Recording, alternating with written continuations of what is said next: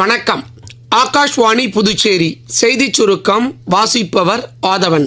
பிரதமர் திரு நரேந்திர மோடி இன்று புதுடெல்லி பாரத் மண்டபத்தில் உணவு இந்தியா 2025 மாநாட்டை தொடக்கி வைக்கிறார். உணவு பதனீடு மற்றும் இயற்கை உணவு உற்பத்தியில் இந்தியாவின் வலுவை உலகிற்கு வெளிப்படுத்தும் மேடையாகவும் சர்வதேச ஒத்துழைப்பு மற்றும் முதலீடுகளை அதிகரிக்கும் வாய்ப்பாகவும் இந்த 4 நாள் மாநாடு அமையும் என அரசு வட்டாரங்கள் தெரிவித்துள்ளன. பிரதமர் திரு நரேந்திர மோடி இன்று உத்தரப்பிரதேஷ் மற்றும் ராஜஸ்தானுக்கு பயணம் மேற்கொள்கிறார். உத்தரப்பிரதேஷ் மாநிலம் கிரேட்டர் நொய்டாவில் சர்வதேச வர்த்தக கண்காட்சியை அவர் தொடக்கி வைக்கிறார். ராஜஸ்தான் மாநிலம் பன்ஸ்வாராவில் மொத்தம் 1,72,000 கோடி ரூபாய் மதிப்பில் பல்வேறு திட்டங்களை அவர் தொடக்கி வைத்து பல்வேறு திட்டங்களுக்கும் அடிக்கல் நாட்டுகிறார். புதுச்சேரி துணைநிலை ஆளுநர் திரு கைலாஷ்நாதன் நேற்று புதிய துறைமுகத்தின் முகத்துவார பகுதியில் மீன்வளத்துறை சார்பில் மேற்கொள்ளப்படும் தூர்வாரும் பணிகளை பார்வையிட்டு ஆய்வு செய்தார். அப்போது உப்பளம் தொகுதியின் சட்டமன்ற உறுப்பினர் திரு அனிபால் கென்னடி உடனிருந்தார்.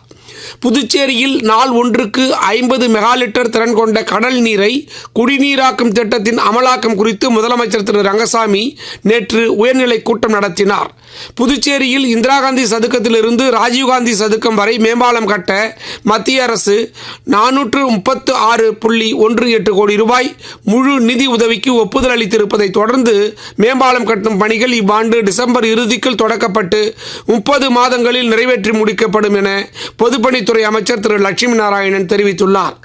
ஆசிய கோப்பை T20 சூப்பர் 4 கிரிக்கெட் போட்டித் தொடரில் இந்தியா பங்களாதேஷ் அணிகளுக்கு இடையே நேற்று துபாயில் நடைபெற்ற ஆட்டத்தில் இந்தியா 41 ரன்கள் வித்தியாசத்தில் வங்கதேசத்தை வென்றது.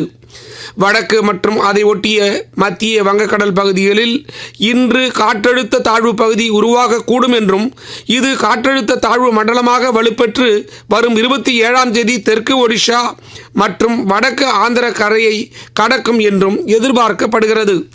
இத்துடன் இந்த செய்திச் சுருக்கம் நிறைவு பெறுகிறது.